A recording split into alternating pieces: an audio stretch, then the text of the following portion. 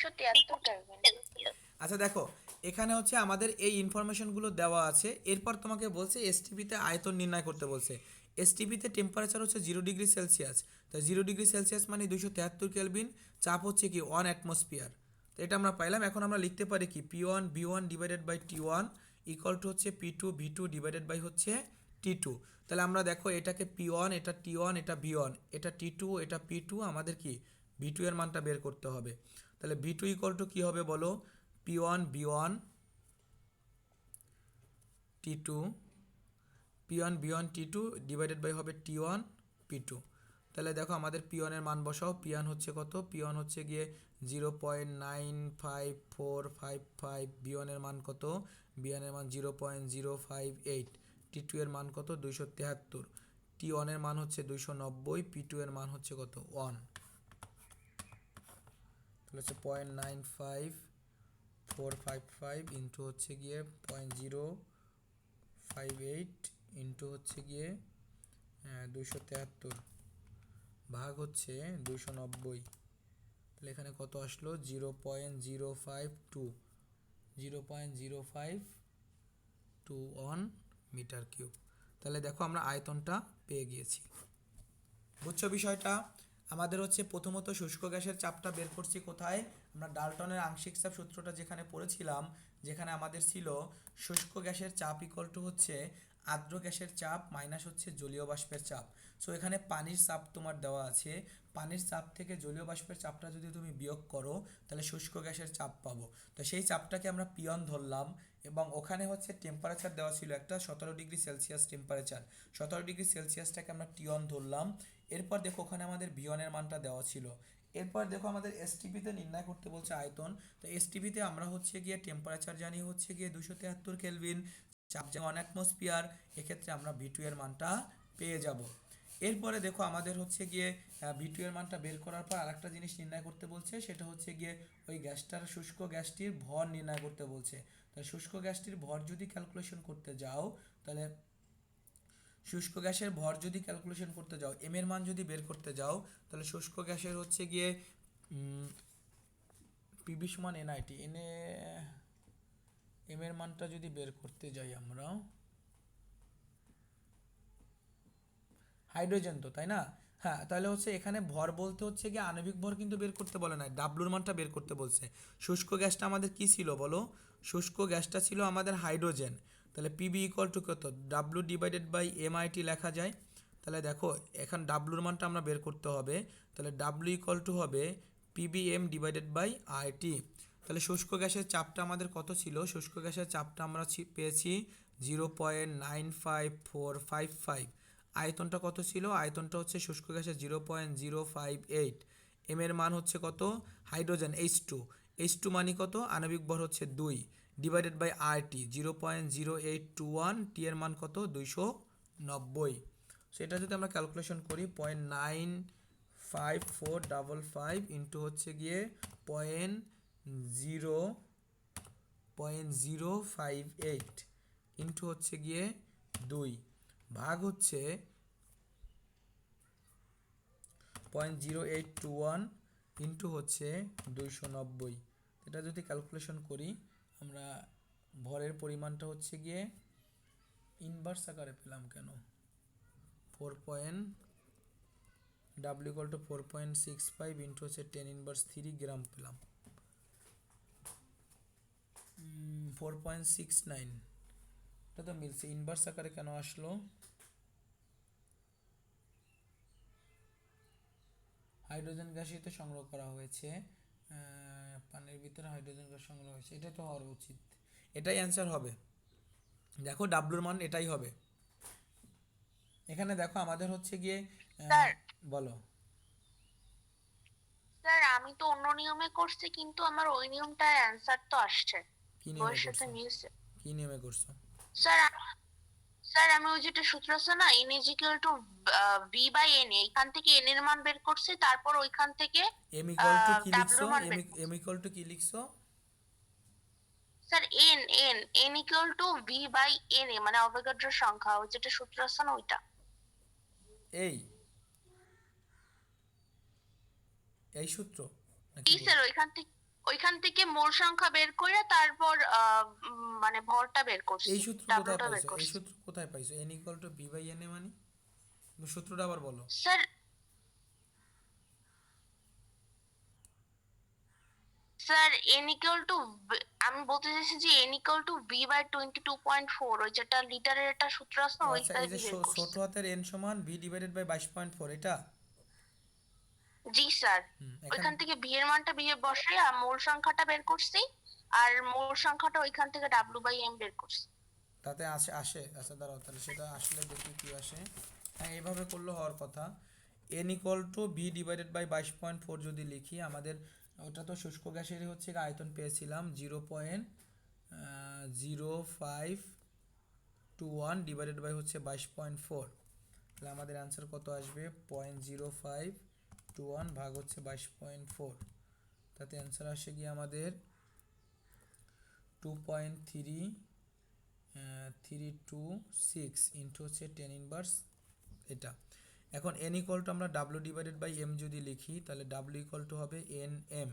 তো n এর মান হচ্ছে 2.326 ইন্টু হচ্ছে 10 ইনভার্স 3। এর ভর হচ্ছে কত? হাইড্রোজেনের ভর হচ্ছে 2। 2 দ্বারা ক্যালকুলেশন করলে তো একই তো অ্যান্সার আসলো। তোমার কিভাবে অ্যান্সার আসছে? স্যার হুম। স্যার ওইখানে তো জিরো ভি এর মানটা মিটার কিউবে দাও, আমি ওটাকে লিটারে কনভার্ট করছি, তারপর ম্যাথটা করছি। ও আচ্ছা আচ্ছা আচ্ছা আচ্ছা, হ্যাঁ হ্যাঁ হ্যাঁ হ্যাঁ। এখানে দেখো আমাদের হচ্ছে এটা কেজিতে আসবে। এখানে যে অ্যান্সারটা আসছে এই অ্যান্সারটা কেজিতে আসছে, বুঝছো? এই অ্যান্সারটা কেজিতে আসছে। এই কেজিতে কারণ হচ্ছে ওখানে মিটার কিউব আছে, সেটা আমি খেয়ালই করি না। আমি যেটা করছি সেটাও কিন্তু ঠিক ছিল। আবার তুমি যদি এভাবে করো সেটাও ঠিক হবে। কেজিতে আছে। এখন কেজিটাকে যদি গ্রামে নিতে চাও তাহলে কি করতে হবে? 1000 দ্বারা গুণ করতে হবে। 1000 দ্বারা গুণ করলে তোমার এই যে 4.65 গ্রাম চলে আসবে। তাহলে এখানে দেখো আমাদের তাই আসছিল, এখনও আমাদের কিন্তু ওইটাই আসছিল। এই যে এটা আসছে, এটাও আমাদের হবে, যে কোনোভাবেই আমরা করতে পারি। তো এটা আমাদের কেজি এককে আসছে, মিটার কিউব না, মিটার কিউবের জন্য কেজি এককে আসছে। এটা যদি 1000 দ্বারা গুণ করি তাহলে আমরা গ্রাম এককে 4.65 গ্রাম পাবো। আমরা কি বুঝতে পারছি অঙ্কটা? জি স্যার, বুঝছি। হুম, বুঝছো? এখানে আয়তনটা মিটার কিউবে ছিল। মিটার কিউবে থাকলে আমরা মিটার কিউবের সাথে সম্পর্ক হচ্ছে কেজির, তাহলে মিটার কিউবে থাকলে আমরা ডাব্লুর মানটা কেজি এককে পাবো। কিন্তু আমরা ডাব্লুর পরিমাণটা নর্মালি কেজি এককে রাখি না, ডাব্লুর পরিমাণটা আমরা নর্মালি গ্রাম এককে রাখি। সেই জন্য কেজিটাকে এখানে তুমি অ্যান্সার লিখলে যে ভুল হবে সেটা কিন্তু নয়, কিন্তু এখানে অ্যান্সার লিখলেও হবে। এই কেজিটাকে আমি এখানে আসলে বইতে অ্যান্সারটা লিখেছি গ্রাম এককে, সেই জন্য কেজিটাকে আমরা গ্রাম এককে কনভার্ট করে অ্যান্সারটা লিখছি। বুঝতে পারছি? জি স্যার। ওকে। তারপরেরটা হচ্ছে 37। 37-এ কি প্রবলেম? 37 হচ্ছে এসটিপিতে এত মিটার কিউব গ্যাসের ভর এত কেজি। এই দেখছো, যখন মিটার কিউব তখন ভরটা দিছে কি কেজি এককে। 37টা তুমি একটু দেখো তাহলে বুঝতে পারবা। যখন ওই মিটার কিউব আয়তনটা যখন মিটার কিউবে ছিল তখন ভরটা দিচ্ছে কেজিতে দিয়েছে।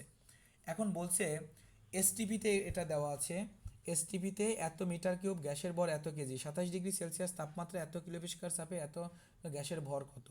আচ্ছা, এসটিপিতে ভর এটা হইলে এত চাপে এত মিটার কিউব আয়তনের ভর কত?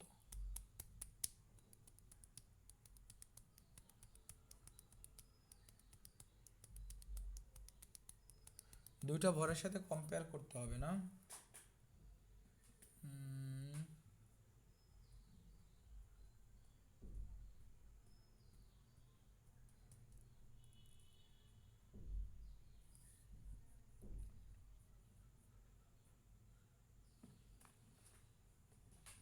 এসটিপিতে এত মিটার কিউব গ্যাসের ভর দেওয়া আছে,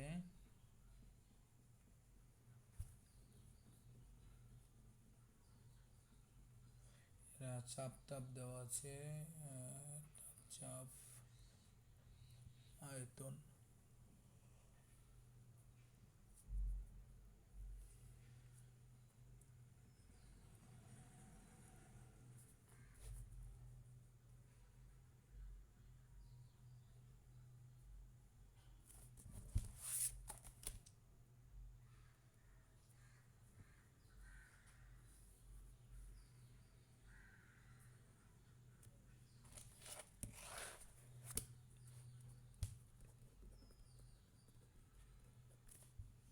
তাহলে দেখো এসটিপিতে এন এর মানটা আমরা যদি বের করে নেই পিবি ডিভাইডেড বাই আইটি করে, তাহলে এখানে দেখো পি এর মানটা কত আছে, পি এর মান হচ্ছে গিয়ে 101.99 কিলো প্যাসকেল আছে, ওইটাকে হচ্ছে গিয়ে 101.99 ডিভাইড হচ্ছে গিয়ে 101.325 দ্বারা যদি ভাগ করি তাহলে অ্যান্সার আসবে পি এর মান 1.0066 ইন্টু হচ্ছে গিয়ে আয়তন পি ভি, আয়তন আছে কত, আয়তন হচ্ছে গিয়ে এত মিটার কিউব, এত মিটার কিউব হচ্ছে গিয়ে 4 ইন্টু 10^4, 10^4 আর হচ্ছে 0.0821 ইন্টু হচ্ছে টি এর মানটা কত, টি এর মানটা হচ্ছে গিয়ে 27 ডিগ্রি মানে হচ্ছে 300 কেলভিন ইন্টু হচ্ছে গিয়ে 4 10^4 ভাগ হচ্ছে 0.0821 ইন্টু হচ্ছে 300, তাহলে এখানে এন এর মান আসলো 1.63 ইন্টু হচ্ছে 10^5। এখন এন থেকে তোমার ভরের মানটা বের করতে বলছে, এন ইকুয়াল টু হচ্ছে এখন গ্যাসটা তো উল্লেখ করা নেই, এটা একটা ইস্যু।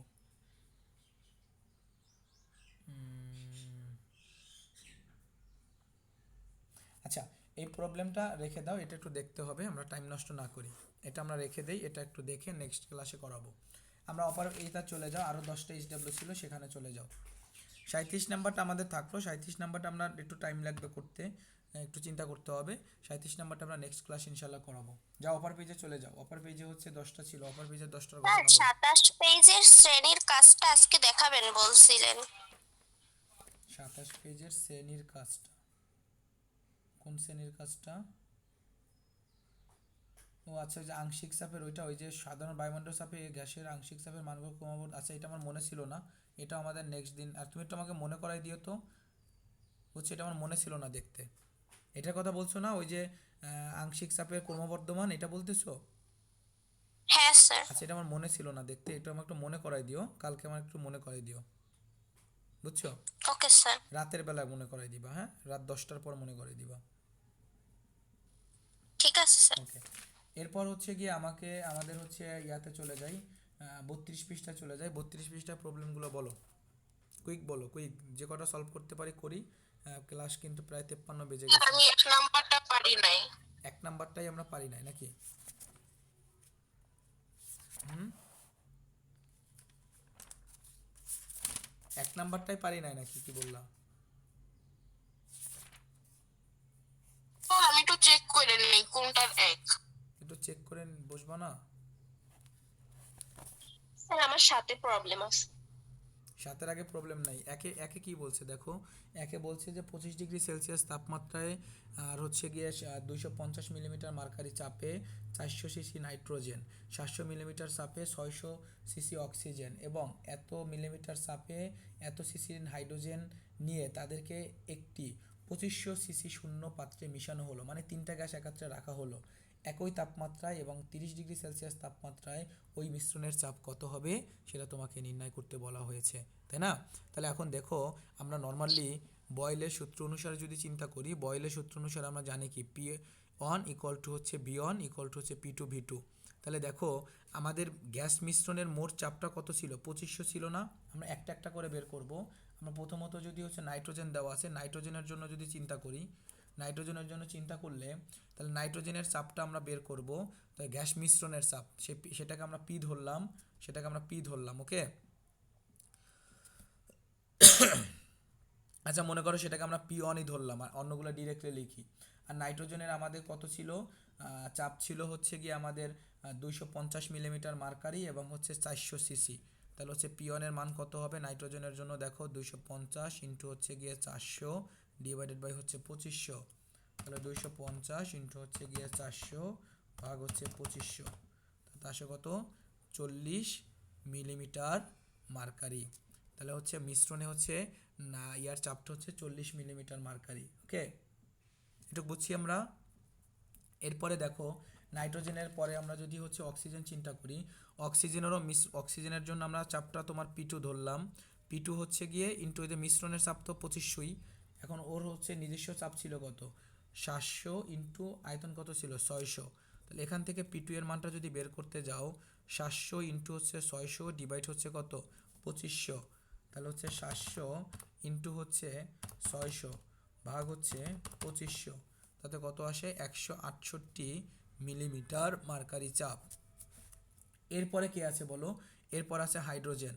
হাইড্রোজেনের জন্য আমরা পি3 বিবেচনা করলাম, মিশ্রণের টোটাল চাপ 2500 ছিল এবং ওর নিজস্ব চাপ ছিল কত বলো 760 ইন্টু হচ্ছে আয়তন ছিল 200, তাহলে পি3 হচ্ছে কত 760 ইন্টু হচ্ছে 200 ডিভাইডেড বাই হচ্ছে কত 2500, তাহলে হচ্ছে 760 ইন্টু হচ্ছে গিয়ে 200 ডিভাইড হচ্ছে 2500, তাহলে এখানে কত আসবে, এখানে আসবে গিয়ে 60.8 মিলিমিটার মার্কারি।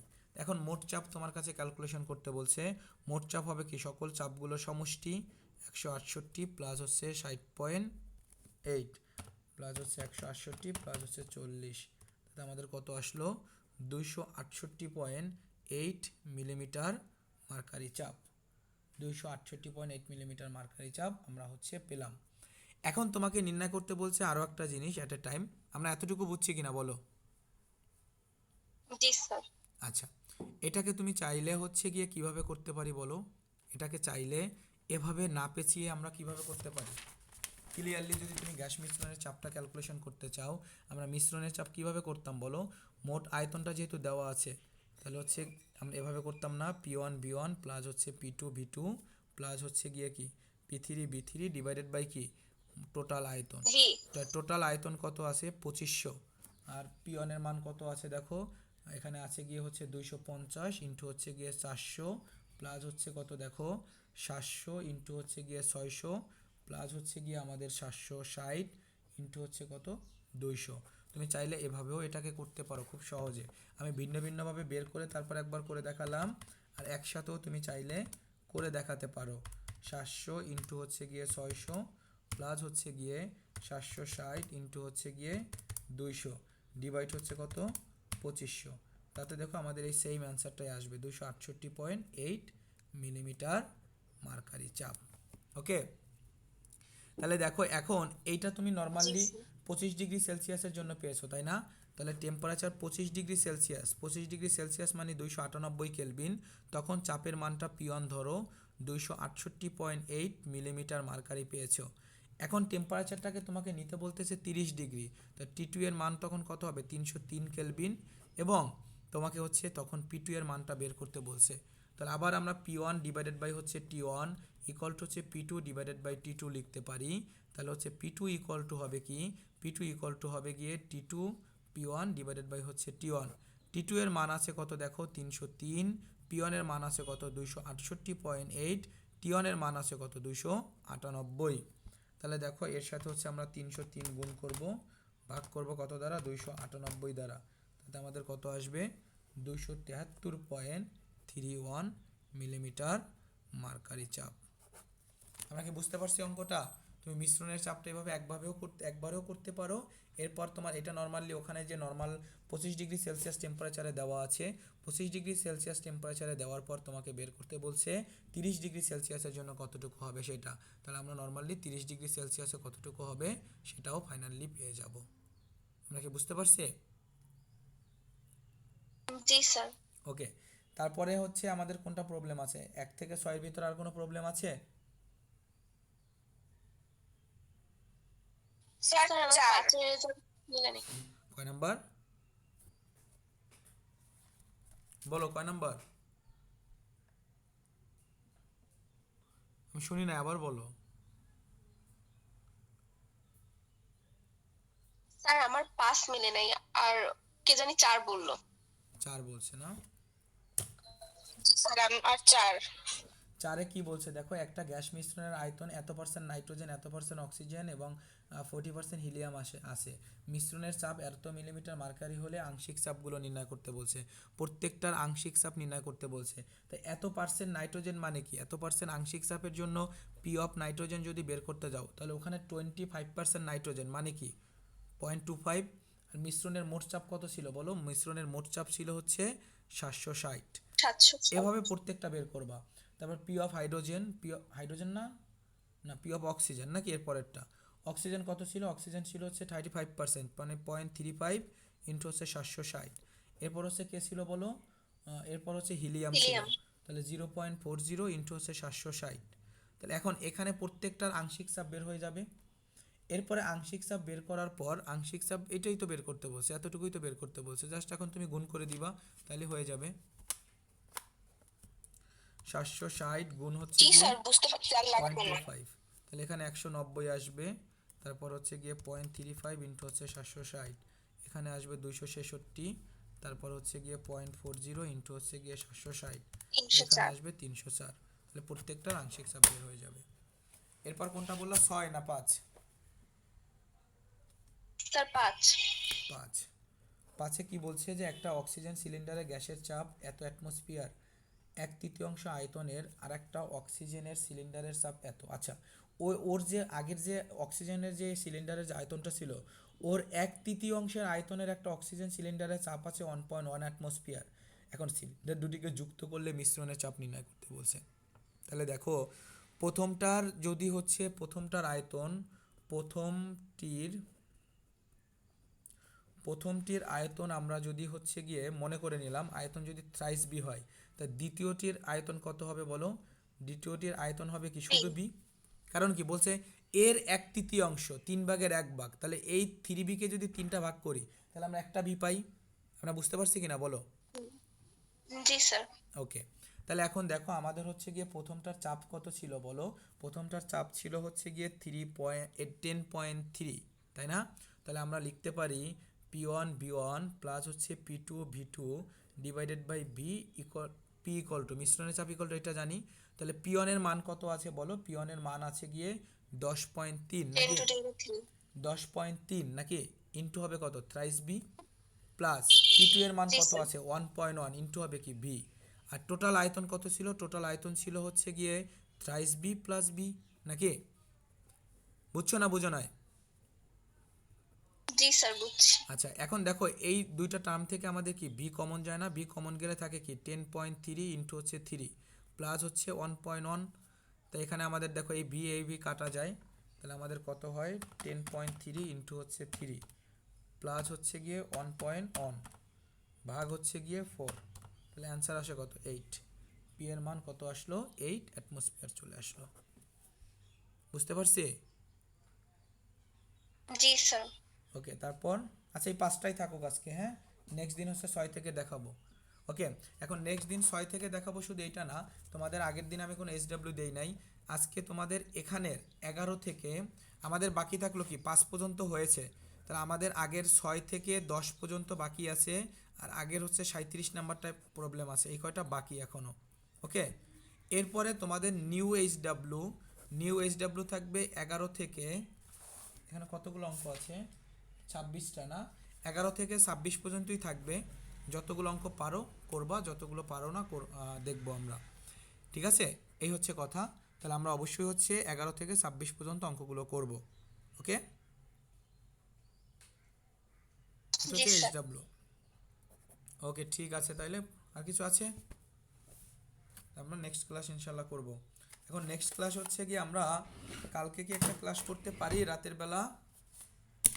আমাদের ক্লাস মিসিং ছিল একটা এই সপ্তাহে। আমরা কি কালকে রাতে ক্লাস করতে পারি? স্যার কয়টায়?